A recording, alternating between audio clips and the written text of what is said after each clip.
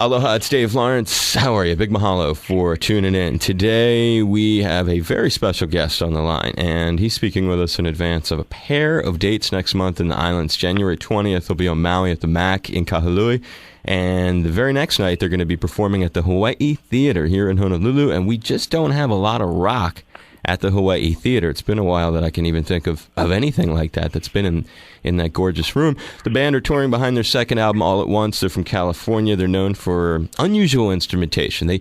Sometimes they blend orchestration with rock. You'll see instruments that maybe you would associate with classical music and not so much with rock, and they do it really well. They've done all the big festivals too, whether it's Coachella, Leeds, Lollapalooza, Fuji, Reading, Tea in the Park, everything you can name. They've been there. Great live release with a ton of orchestration, actually. Great example of what they are capable of. A lot of extra musicians. And our guest is their leader. He'll talk about the kind of band that they are and these gigs that are coming up. It's a pleasure to welcome songwriter, vocalist, guitarist, keyboardist of the Airborne Toxic Event, Mikel Jollett. Aloha and mahalo, brother Mikel. Thank you so much. Absolutely. Aloha and mahalo back at you.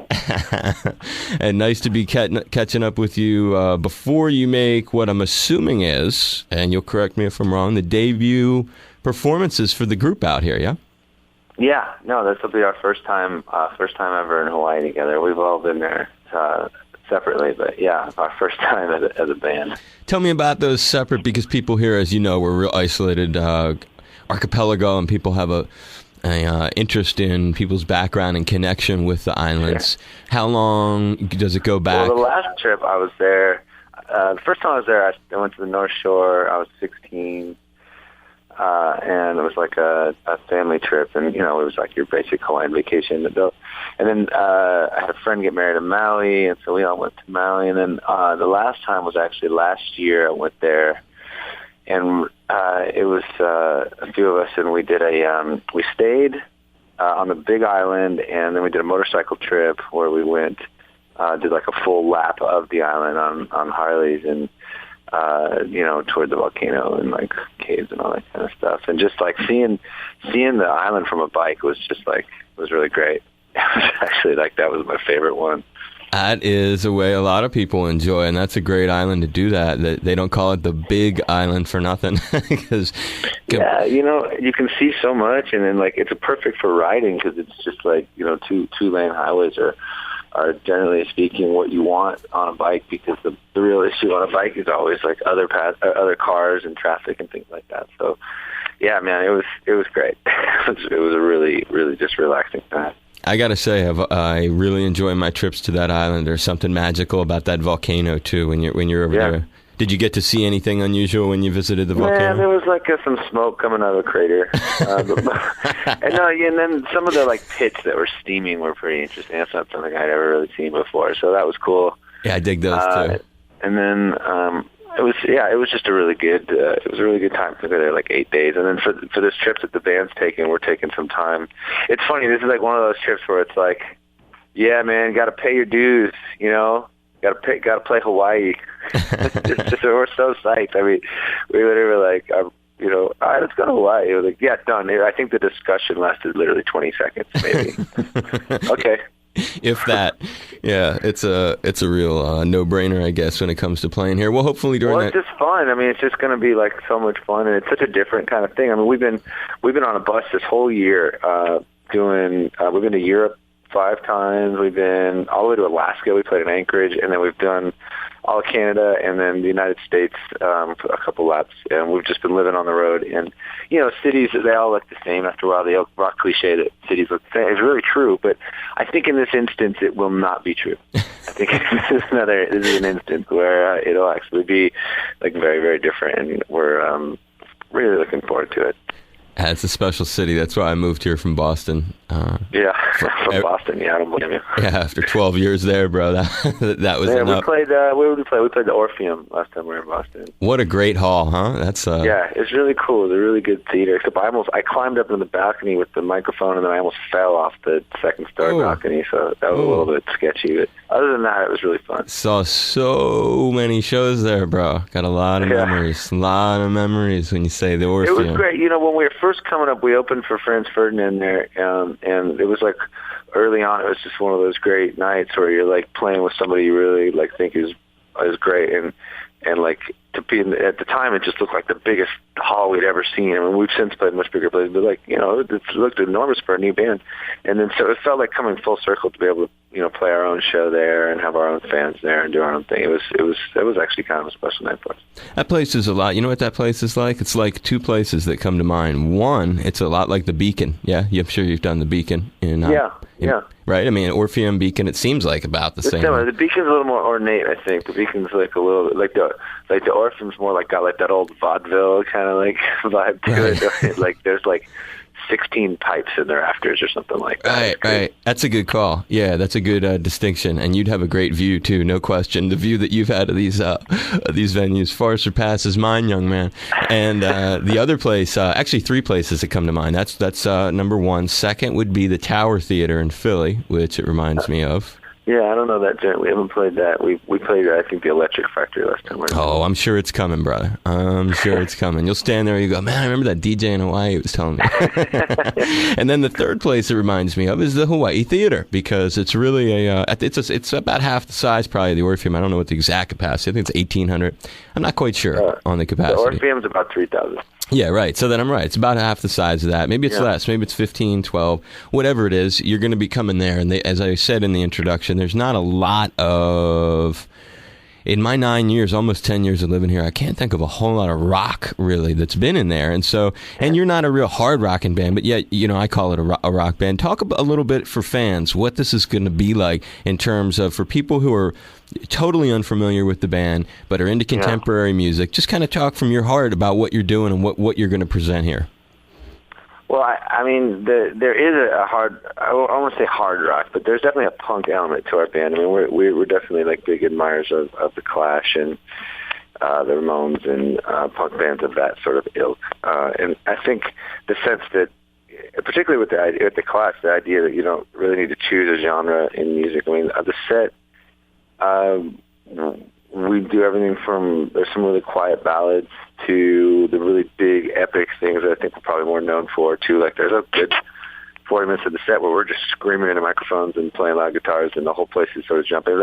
The way I always think of it is like a rock and roll show has to happen to you, not really in front of you, or like that whole Andy Warhol idea that, something as opposed to nothing has to happen. And like we're always just trying to make something happen on stage, and sometimes, it varies every single night 'cause it's got to be spontaneous. But, a good rock show feels like the last night on earth, like by the end, the whole place, and you as well on stage, everyone's just like, it doesn't matter what happens tomorrow. What happens right now is what's important.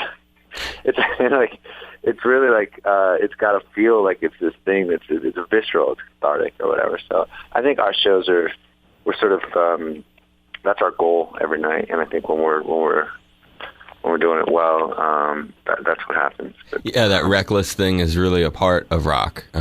Yeah, it's a real big part of sort of our DNA too. I mean, it's funny because like we've done like the like Disney Concert Hall here in LA with the string quartets and choirs, and we've done these like big sort of like symphony shows and stuff. But then, like our crowd, they like a crazy rock show. like sweaty, screaming, jumping off your amp, diving into a crowd, pulling people on stage, antics in the rafters, like rock show. And like we've like half the nights, that's what it is. I think it's mostly just that we don't see a distinction. You said to speak from the heart. So I mean, the difference I think is just we literally just don't see it. I don't see a distinction. I don't see why I have to choose the sound. And I think it's a very modern idea that a band has one sound. I don't think that used to be true as much. And now it's like you listen to a record and every song sounds the same, and all sort of different takes on the same guitar tone, same basic tempo, same basic whatever.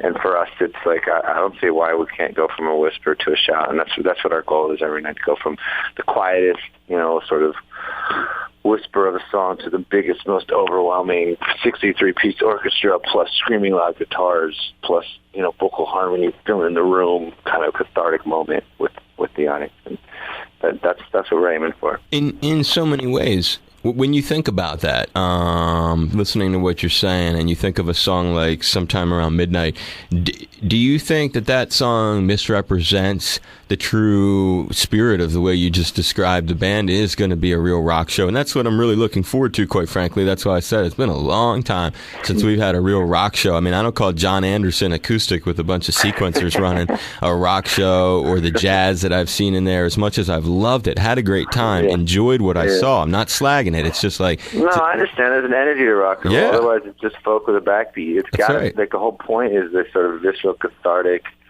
You know, you gotta feel like there might be a riot. You have to be a little bit scared, and if you're not a little bit scared, there's going to be a riot. Then it's not rock and roll. Then something's wrong. It's the point of rock and roll. The energy is the visceral connection. Man. To the music. You know, it's not an intellectual exercise, unless it is. And then sometimes you can do that. And there's some bands like the National, for example, that do like kind of a rock and roll. It's a little bit more of an intellectual exercise, and I love it. Like, I love the National, so I'm not slagging that. I'm just saying that there's something about rock and roll that's visceral, that in the way that I understand it, that I like. Well, you pour it out, just to balance that. The visceral aspect of Sometime Around Midnight is really there, too. I mean, in the way that there's no question it's a big build-up song and can cross boundaries and be something that can appeal on a multi-format level. But when you strip it down and you come up with maybe the reason that cat from U2 called it one of his favorite tunes, or the reason that so many people connect with it, is there is this cathartic thing. There is this pain that so many people can relate to on a variety of levels. Is that the same chick that you're talking about there, who when you broke up with her, that sort of began your serious songwriting, or at least that's what your Wikipedia page says, back in 2006? I think the press has made a lot more out of that than what happened. I mean, I don't think it's that interesting a story. I was dating this girl and we broke up, and I wrote a bunch of songs like every other jerk with a guitar. So I think the difference is that I was sort of taken off guard with the response that people had to all that writing, and since then, I think our band we really worked extremely hard. I mean, to sort of live up to the mantle that was sort of placed at us, and it was, there's almost, I see it as almost like a sacred sort of bond you have with your audience. They're putting faith in you to struggle with ideas and struggle with music, and I mean, this is your job as a musician or as an artist in general, I think, and then to present people with, the result of that struggle, or maybe better put, present them with the struggle, and that moment, and that honest and that real reckoning that you're doing with yourself and with your music, and I think that is the mark of somebody who's like a servant, and I think of ourselves as servants. And I'm forever trying to live up to that mantle. Oh, you're gonna, man. Some days we do, and some days we fall short, and we're still very much working at it. It's got to be so difficult, and this happens with lots of different cats. I've spent some time recently with Paramore. Had a really lot of insightful stuff actually come up in that. But when I think of that song in the same light of like, it's a gift. It must be wonderful for you, so rewarding as a musician that something like that could take off. But on the flip side, it must be incredibly difficult for both the reason that we said earlier that maybe it misrepresents the true sound of the band, because and then on the flip. By the way, I don't think it does. No, I don't think it does represent the sound of the band. I think that there's a strong storytelling element to the song. That's true in almost all of our songs. There's almost the start of it. It's like kind of a folk song almost, and by the end it's like a screaming rock song. That's actually a pretty good representation of the show. But there is a sense where you're like, people think that are outside your ilk, maybe sometimes think that your band is that one song or something. But I mean, man, from where I come from, like, I just don't care. I'm just glad we get to make music. I'm always like, people just showed up. I'm always surprised when people show up. I'm glad that, there's somewhere to park the bus. I'm glad we have a bus. I feel just like very privileged to even be in the position, and that's sort of like, I don't really care as long as people show up. And then once they're in the room, who cares what got them there? And then you put on a show and tell some stories, and have your moments with music that you're supposed to have.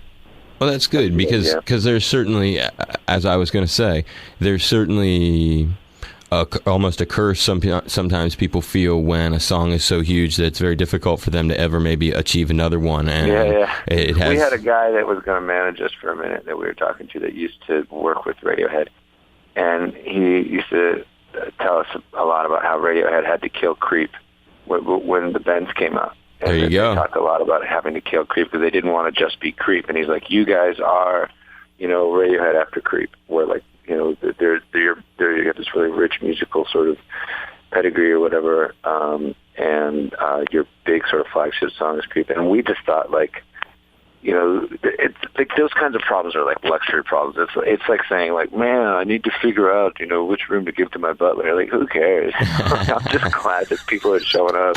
And I take very, very seriously the struggle and the rest of like the identity issues. I'm like, who cares? I want to make real music, and I feel a very strong connection with our fans, and it's real to me. And so that's what I care about. You know what I mean? Which room did the butler get then at your place?